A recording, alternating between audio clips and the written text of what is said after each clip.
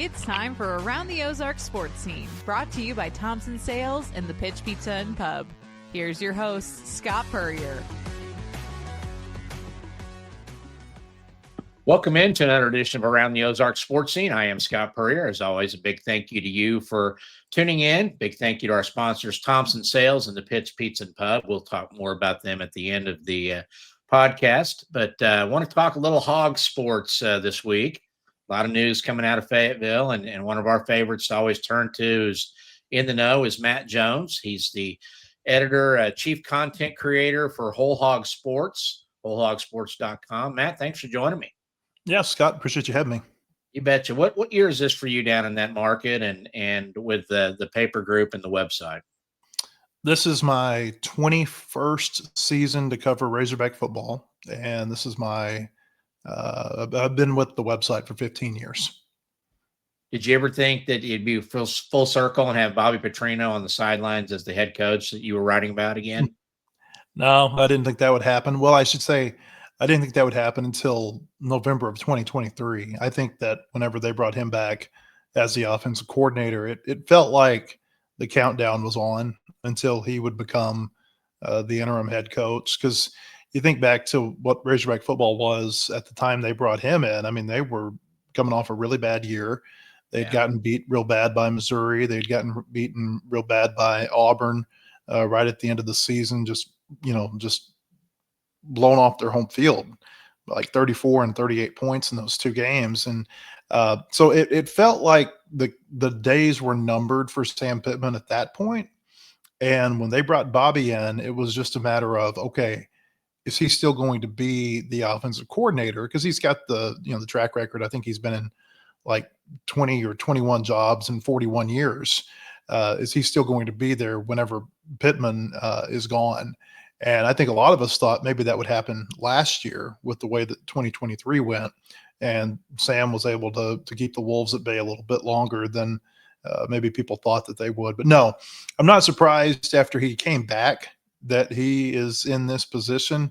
I do think it was a little bit surprising, though, that he would come back in the first place, given everything that happened here, how he was fired, and then the fact that the University of Arkansas Board of Trustees has a policy that you can't be rehired here without a special permission of the president of the university if you've been fired for cause the way that he was. So it's a pretty crazy story.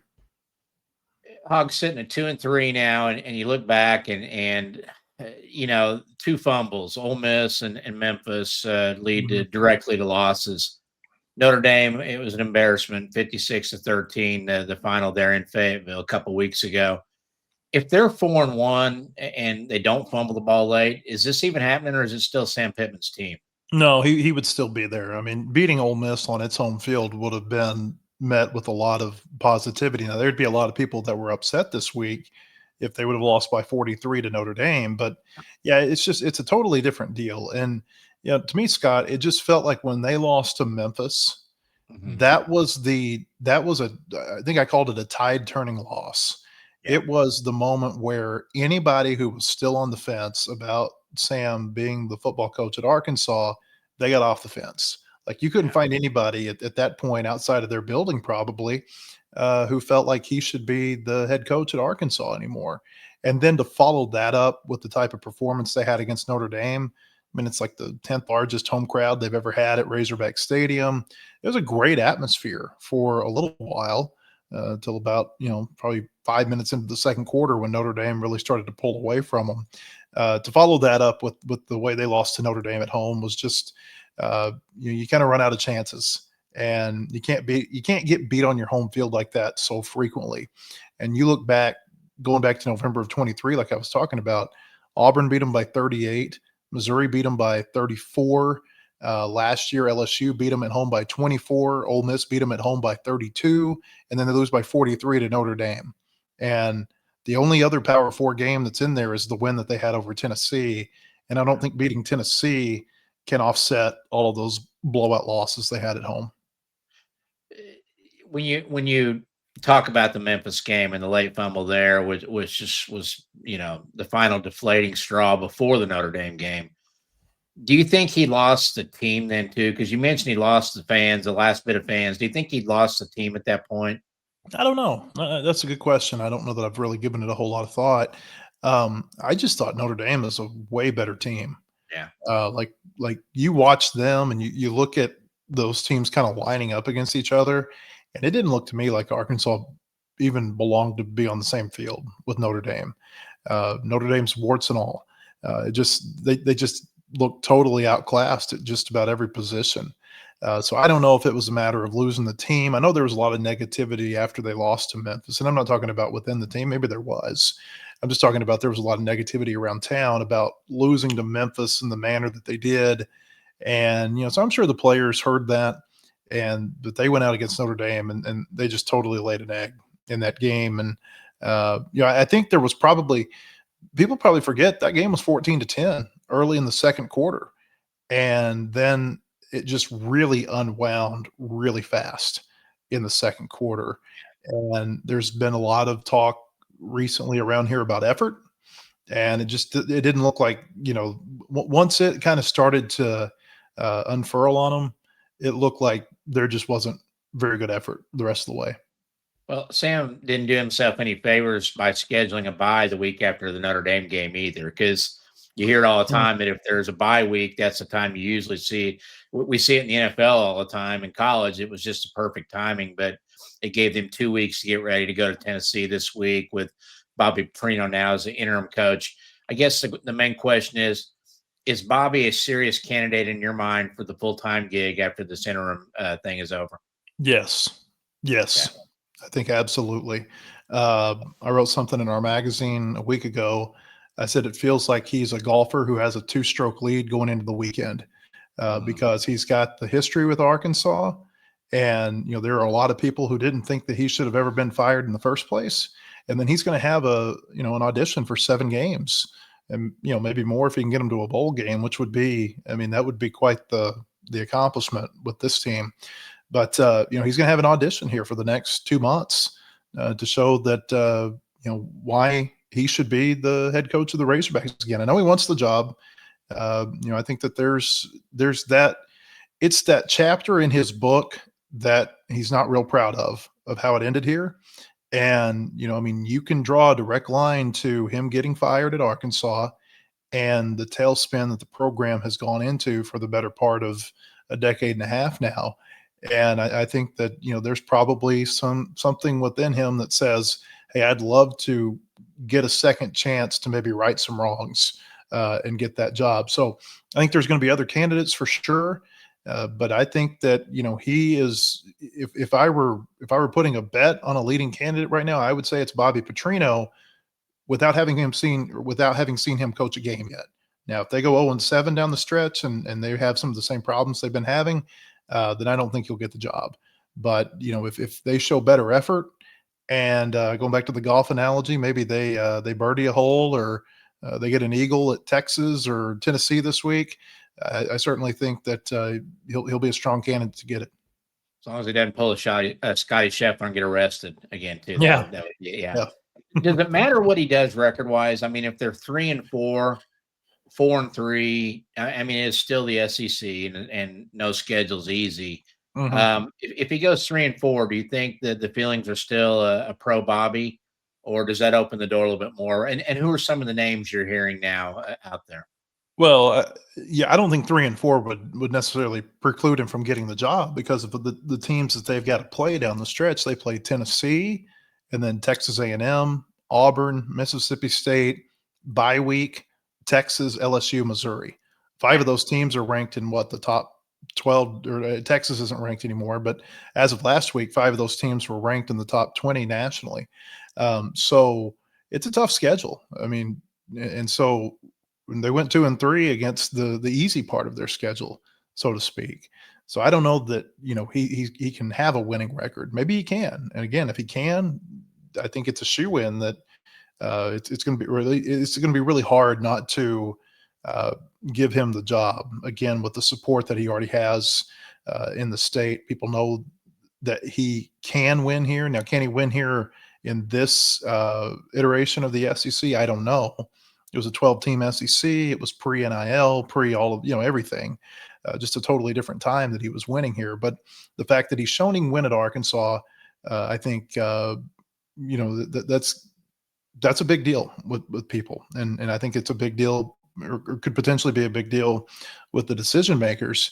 As far as the other candidates, really the other main candidate, I think, is going to be Rhett Lashley, who is the head coach at SMU. He grew up in Springdale, which is right up the road. I mean, if you haven't been to Fayetteville, from where Rhett Lashley played high school to Razorback Stadium, it's like 5 miles. Yeah. So, it's Fayetteville. A lot of times you don't know where Springdale begins and Fayetteville ends. They're that intertwined as far as towns here. So it's home for him. He's obviously in the prime of his career.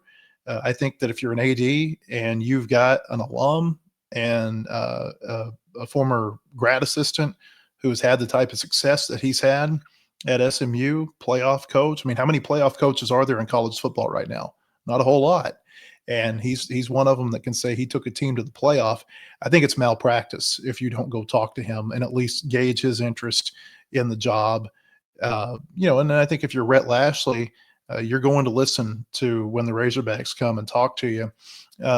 He's got ties to a lot of what I would call prominent people in Northwest Arkansas. People who, they're not necessarily decision makers, but their money, they'll open some checkbooks. And so I think that he's going to be in the discussion. Whether or not he'll take the job at Arkansas, I don't know. I think SMU is a better job than Arkansas right now. They've got more money. They are in the ACC. They've got a better path to the playoff than the Razorbacks do. But as we all know, for some people that draw, that call of home, you can't deny it. And again, he's 42 years old. He's in the prime of his coaching life. I would think that if he were going to take on this type of challenge, this would be the time that he would want to do that. John Gruden, I saw his name thrown around. Barry Odom. Are any of these in your mind serious? Barry Odom just got to Purdue, didn't he? I think he did. Yeah, he's in his first year. I would say don't rule out anything. Look what basketball just did a year and a half ago, hiring John Calipari. I mean, who would have thought that was even possible? So don't rule out anything. But the John Gruden thing, I don't know. I know he's told an SEC team here recently that he would love to come and coach in the SEC. I don't think he's ever going to coach in the NFL again. So, the next highest level would be to coach an SEC or a Big Ten program. So I don't know about that. I personally, I'd be shocked if something like that happened. But again, don't be surprised by anything.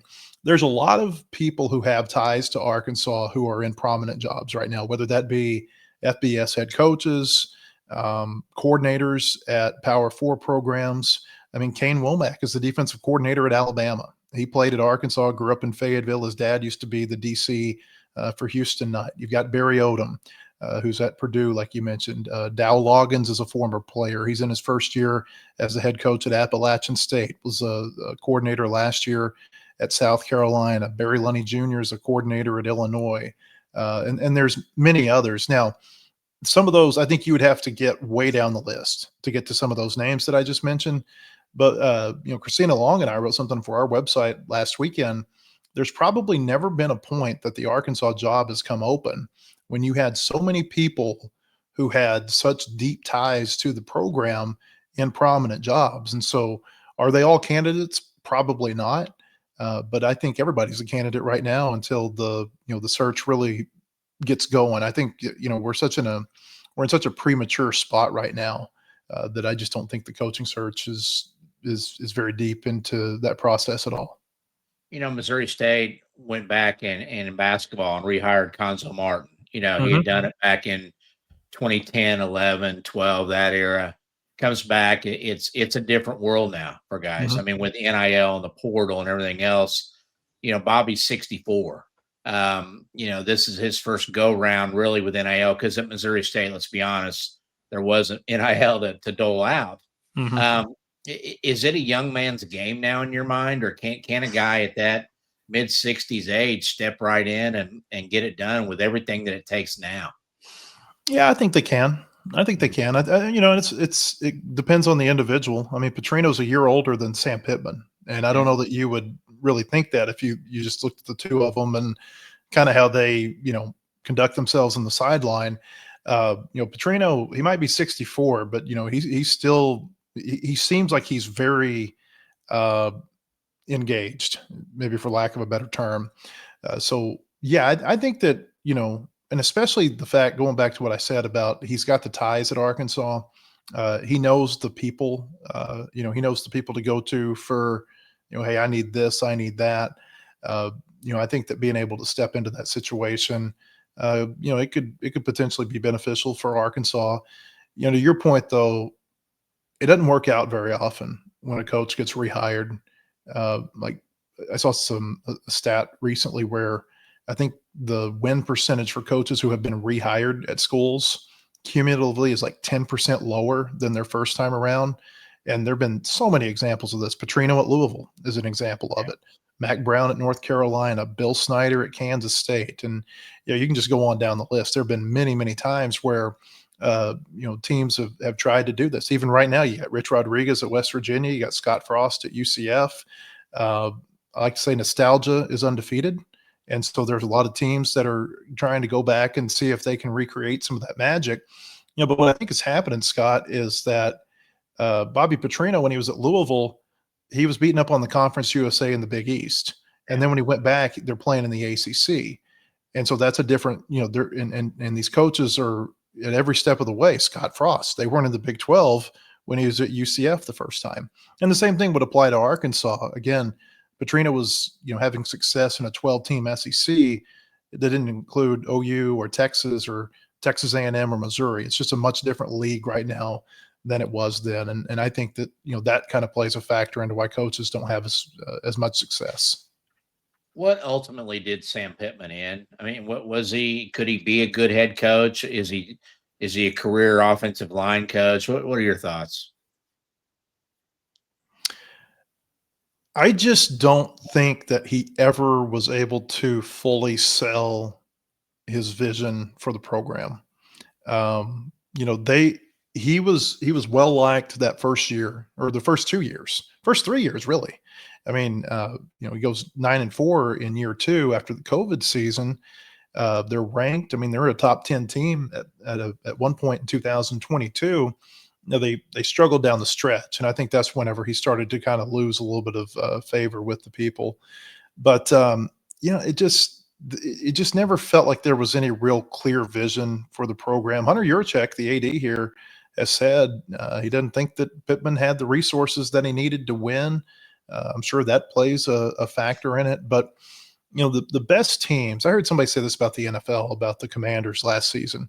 They were talking about top-down vision, where when you have the owner and the GM and the coach and the quarterback all aligned in their vision for the program. And I don't know that I just ever saw the top-down vision here at Arkansas, from the AD to the coach to the other people who are prominent in the decision-making. It just seemed like everything was a little bit scattered at Arkansas. So you could say that he didn't have the resources. I would buy that. But at the end of the day, I just think that he had a really hard time selling what the program really was. And it was always a lot of, we think we have a good team. And then you go 4-8, 6-6, 7-6 with a bowl win, a lot of one-score losses, a lot of blowout losses at home. And I think that ultimately this year, it just became very apparent within the last few weeks that, hey, this is just same song, fifth verse. And I'm sure Missouri's uprising under Drinkwitz didn't help. Yeah. Same thing with Ole Miss. I mean, when Sam was hired, Missouri, Ole Miss, and Mississippi State were all open. And Hunter Yurachek interviewed every one of the head coaches who went to those other 3 jobs. They interviewed Mike Leach. They interviewed Lane Kiffin. They interviewed Eli Drinkwitz. And I think with Kiffin and Drinkwitz, it was serious discussions about potentially coming to Arkansas.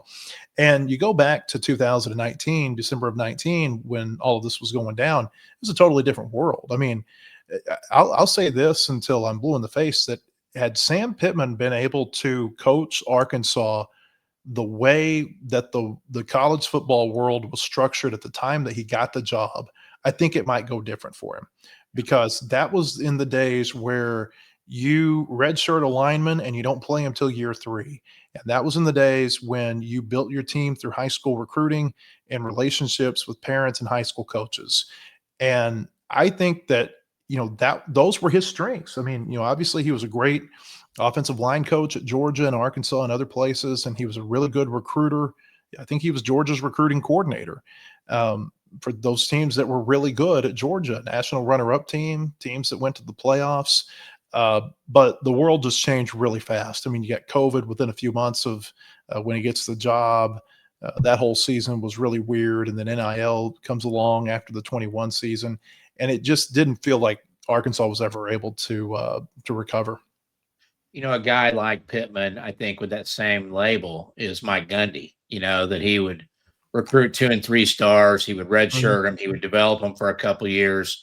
And then his teams were juniors and seniors that had been in the program. Does that pretty much blackball Mike Gundy from a lot of jobs today now, you think, and including the Arkansas job? I would say Mike Gundy blackballs Mike Gundy from a lot of jobs. Just the attitude and everything that goes around him. There's some stuff that comes with Mike Gundy. Yeah. Yes. Yeah. There's a lot of baggage that comes with him. Maybe he's coaching a high school in Payne County before he's coaching a college team. Has there been any recruiting fallout since the announcement with Pittman's firing? Yeah, I mean, they've lost a lot of their commitments, and that's to be expected. I mean, that happens a lot of times. What they haven't had happen is they haven't had any players go in the portal, and the portal window's still open. We'll see if that happens. But they fired him 5 games into the season, so except for a few rare cases, nobody had a red shirt available to them anymore, where they could have gotten into the portal.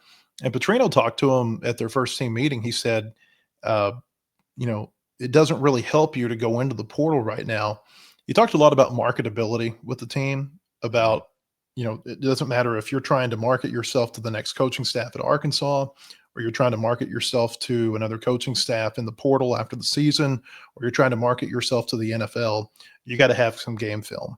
And if you go into the portal right now, you're not going to be able to have a whole lot of that game film for people to sit and evaluate you.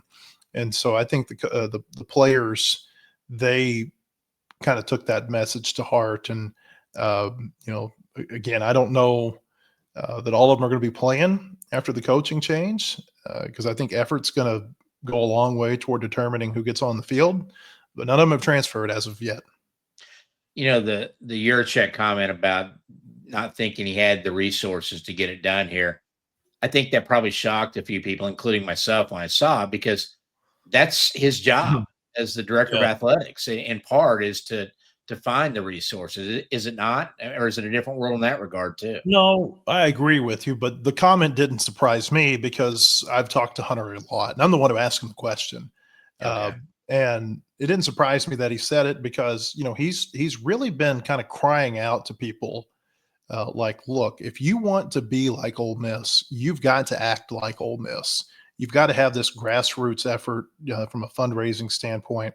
And there's just been a lot of resistance to that here in Arkansas. And I think some of it is, Ole Miss, they got Lane Kiffin. It's really easy to buy into that vision for the program. Lane Kiffin and Sam Pittman, those are not the same, the same coaches that you're trying to sell to your public. But, I think that he's just, sometimes Yurachek is honest to a fault, and his honesty gets him in trouble with people, but he's going to tell you what's on his mind. And, I was quite certain. I didn't know that he was going to say it exactly like he said it, but I was pretty certain that I knew the general sentiments before I asked him that question. It's great for a writer like yourself. Those kind of guys are. Yeah. Yeah.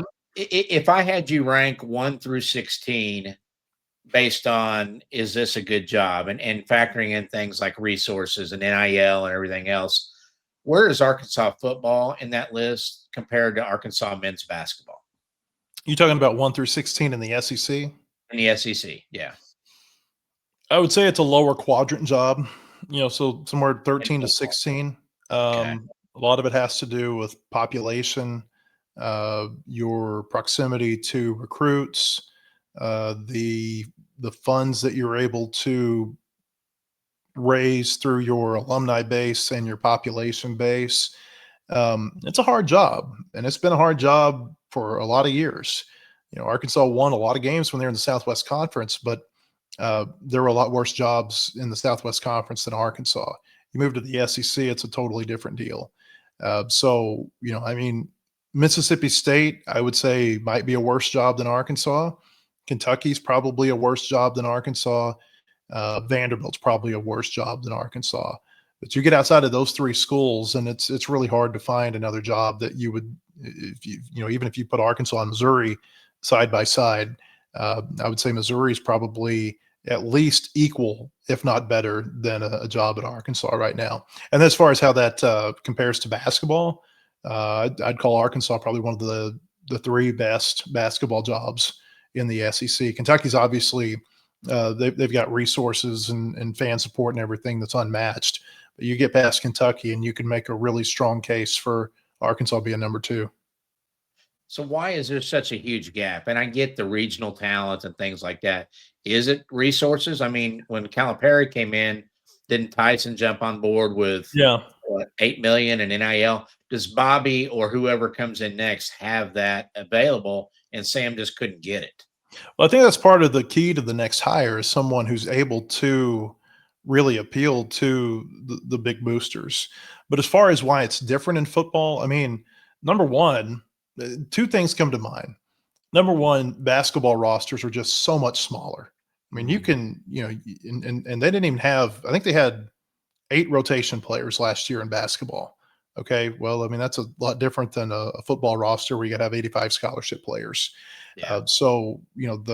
And you got 4 assistant coaches in basketball or 5 assistant coaches. And, obviously football staffs are much larger. So I think the expense of the talent acquisition, whether it be coaches or players, is just totally different in basketball than it is in football. And I would say this too, Arkansas is a pretty darn good basketball state. There are a lot of, I think I've read something recently where per capita, Arkansas is the highest, has the highest number of players in the NBA right now, nationwide. Bobby Portis and Moses Moody and Isaiah Joe and Jalen Williams. There's a ton of players who are in the NBA right now who came from Arkansas high schools. Basketball's really good in Little Rock. Football, not that good right now. Basketball's good in other pockets of the state too. And, so I think that makes that plays a factor in it. How big is the timing on naming a new head coach with NIL? Signing day, it seems like everybody's pretty much committed before then. Mm-hmm. Do they need to get out there and get that name out there by the end of November? Or what do you think is the ideal deadline for having somebody in place? They play Missouri, I think, November 29th. So I would be surprised unless Petrino goes on some sort of crazy run and it just becomes apparent that he's going to get promoted to this job permanently, that you would have it named by the end of November. I don't know that the high school recruiting piece is really that important anymore. It's important, but you can go the thing that's really changed this year that I think is a big deal is the transfer window. The portal window has been moved to January instead of December. And so I think that there's a little bit more cushion to hire someone in early December and let them get their staff in place and really work on that transfer portal, because to me, that's going to be the most important recruits that you bring in next season. Little quick synopsis on Razorback basketball. Calipari, good recruiting class coming in. And were you surprised that Trevin Brazil, our local Springfield Kickapoo product, came back for another year? Yes, I am surprised that he's back, just because I think we're going on like 3 years now where he's been considered an NBA draft prospect. And so for him to continually stay in college with that type of thought about his future, that is a big surprise to me. I didn't think he played very well last year, and some of it he was coming off that knee injury, and I think that bothered him for a long time, to be frank with you. But then they had some other stuff that happened with their team, and man, he kicked it into high gear at the end of the season. And I would say the last probably 6, 7, 8 games, there wasn't somebody playing any better than him on the roster. And, that was for a team that got to the Sweet 16 and probably should have gone to the Elite 8 if not for blowing it the way they did against Texas Tech. So yeah, I think this year's team is going to be really good. There's a lot of excitement around here. I wrote something the other day. It reminds me of 1995 when Corliss and Scotty and Corey and Dwight Stewart and Clint McDaniel and that whole group came back for Nolan Richardson after winning the championship. You might have to go back to that point 31 years ago to find the last time that basketball was like people were this excited about basketball going into the season. Musselman had some teams that were obviously, they were ranked, but with Musselman, the players, you never knew who they were because he totally turned over his roster every season. Like, except for Devo Davis, nobody ever came back for Eric Musselman for the most part. And with Calipari, I feel like you know who the players are. You mentioned Trevin Brazil. You know who DJ Wagner is. You know who Billy Richmond is. And there are others on this team too. And they've brought in a couple of McDonald's All-Americans. And so I think that, just the familiarity with the team has people excited. They just went through a reseeding process at Bud Walton Arena where they had never, since the arena opened in 1993, they had never reseeded based on how much money you give.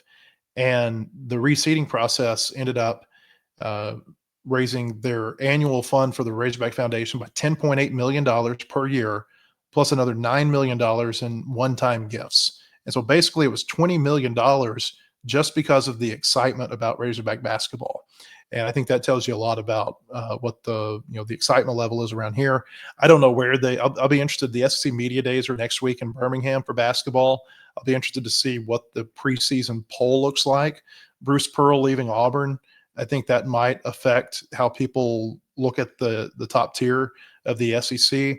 But I would say Arkansas is going to be probably predicted in the top 5 of the conference. Alabama, they're pretty good. Florida's the defending national champion. The expectations they're going to be good. Kentucky's good. It's a good conference in basketball. It's become a really good conference in basketball. But I think Arkansas is probably one of those teams that you look at and you say that if they perform to the level of player that they brought in, they should be a team that's performing in the top half of the conference, maybe even the top 4 or 5. You've been doing this a long time, 5-6 months away from Razorback baseball. Has DVH reloaded? Have they had psychiatric help after the colossal meltdown in Omaha? Have you seen anything like that in your career in one inning go that awry? Well, I was there in 2018 when they couldn't close out Oregon State. So That was one fly ball, though, wasn't it? Yeah, or not? Well, yeah. I mean, but there were some other, that not catching the pop up that's not what cost them the championship. It was the single and the home run, and it kind of went different. To answer your first question, I think they're going to have a good team. They reload every year. They went out and they got some big time hitters out of the transfer portal. The one thing that they didn't do this year that they did last year was they didn't really go get a starting pitcher out of the portal. They've got some homegrown guys that I think are going to be the ones that handle their weekend jobs.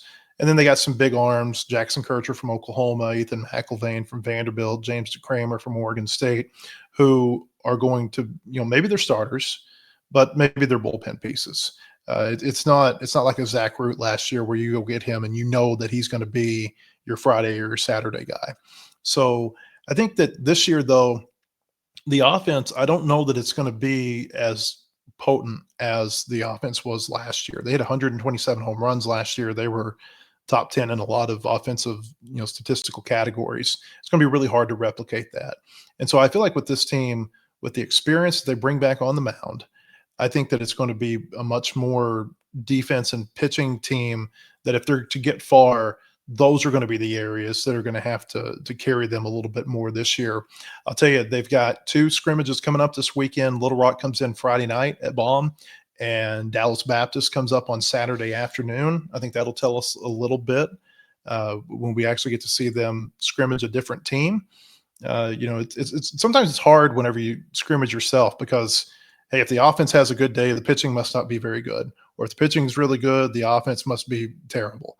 And I think that the key to a good team is when that kind of balance itself out over the course of several days. And from what I've seen, it has balanced itself out for the most part this fall. But I am interested to see them play these teams. As far as the LSU game at the end of last season, I just think that, and we see this all the time, even at the highest of levels. Think about Bill Buckner in 1986. When you have, people remember the Buckner play, but I think there were like 3 or 4 other plays in that 9th inning that people kind of forget about that were just routine plays that they didn't make, the Red Sox didn't make. With the Razorbacks, it just felt like they kind of got outside of themselves. And I think that when you get in those tight moments, especially big games, when your season's on the line, it's easy to, just kind of lose your fundamentals for a minute. And everybody remembers the Vahiva Eloy play, but I think about a play where the first baseman tries to lead a left-handed pitcher to the bag and throws it behind him, and where the left fielder leaves his feet and the ball gets past him. And so there were a lot of plays there at the end, a lot of decisions made, pitching to Jared Jones, who had just been, on a heater that night, had been so good in clutch situations all year for LSU, where it just felt like that 9th inning didn't look like Arkansas baseball to me. And that can happen sometimes. But I think it's a good program, and I think they're going to have a good team this year. I don't know how good, but as long as they've got Van Horn at the helm, I think they're going to have a team that's capable of competing in the SEC. And if you're capable of competing in the SEC, we know that you're going to be capable of competing at a national level. If they get out of that inning, do they win the whole thing? I don't know, because remember, if they beat LSU on that Wednesday night, they got to go back and beat them again the next night. Yeah. And LSU hadn't thrown Anthony Ianson, and he was really darn good last year. He shut Arkansas down. I mean, I don't think there was a pitcher last season who dominated Arkansas like he did on the Saturday night game in Baton Rouge. And Arkansas was having to fire a lot of bullets at the end of that game, and their pitching staff, I just don't know who they were going to be able to throw against LSU. All of that said, baseball, a lot of times the team that can pull out that game, they've got the momentum going into the next day, and they're able to win that game. I think the winner of Arkansas, to me, Arkansas LSU, that was the national championship. And I thought it was going to be that way, honestly, from about the start of the postseason, where you could see that, hey, they might end up playing each other in Omaha. I thought they were the 2 best teams in the country at the end of the regular season after I watched them play against each other in Baton Rouge. And it kind of baffled me, the fact Arkansas at 3 as a national seed, I could see it. The fact that they had LSU as the number 6 national seed, I thought was crazy on Memorial Day when the brackets came out. And the thing I hated, Scott, was the fact that once they got to Omaha, Arkansas and LSU, clearly the 2 best teams, the 2 highest rated teams, 2 highest ranked teams, and they end up having to play each other in the first game. Yeah. If there was not, like I really hope that the baseball committee looks at that in future years and says, we should not be doing this to ourselves in Omaha. We need to put our 2 best teams on opposite sides of the bracket where they can actually play each other for the championship, because it just felt to me like whoever got through Arkansas LSU, that was the national champion. Coastal Carolina wasn't going to beat either of them. And, Coastal, they didn't look like, they were quite on the same level as LSU. He's Matt Jones. Matt, tell us about Whole Hog Sports, what people can find on a daily basis. Well, it has grown. We talk about 15 years here. It has grown significantly. We have the daily website, wholehogsports.com. We got a podcast called the Whole Hog Sports Daily Podcast. It's on Apple, Spotify, YouTube. We put it on our Twitter and Facebook page. We've got a 20-a-year magazine called Hogs Illustrated that we put out. We've got 20 luncheons that we host every year called the Hogs Illustrated Sports Club. It's kind of like a touchdown club. We've got Bruiser Flint, who is one of John Calipari's assistant coaches. He's going to be there on Thursday. We do a lot. It keeps us busy, but it's fun. And so hope that if you're a Razorback fan, if you haven't checked us out before, hope you will. Awesome, Matt. I always appreciate your time. Thanks for joining us again, and let's check back in later if we can. All right. Appreciate it, Scott. You bet. Thank you. Matt Jones, again, one of our favorites. Anytime we need Arkansas help, we turn to Matt with wholehogsports.com. Just does a fabulous job down there. Big thank you to our sponsors, Thompson Sales. They're 1555 East Independence in South Springfield. Your home for Cadillac, Buick, GMC vehicles, new and used cars and trucks. Great service department. The Thompson boys have been dealing since 1919. we certainly appreciate their support. And the Pitch Pizza and Pub, your home for great pizzas, calzones, appetizers. They've got it all at the Pitch. Go see Brian Bevel and his staff in the Southern Hills Shopping Center off East Sunshine, the Pitch Pizza and Pub. That's going to do it for this week's edition. Thanks again for tuning in, and we will see you next week on Around the Ozarks Sports Scene.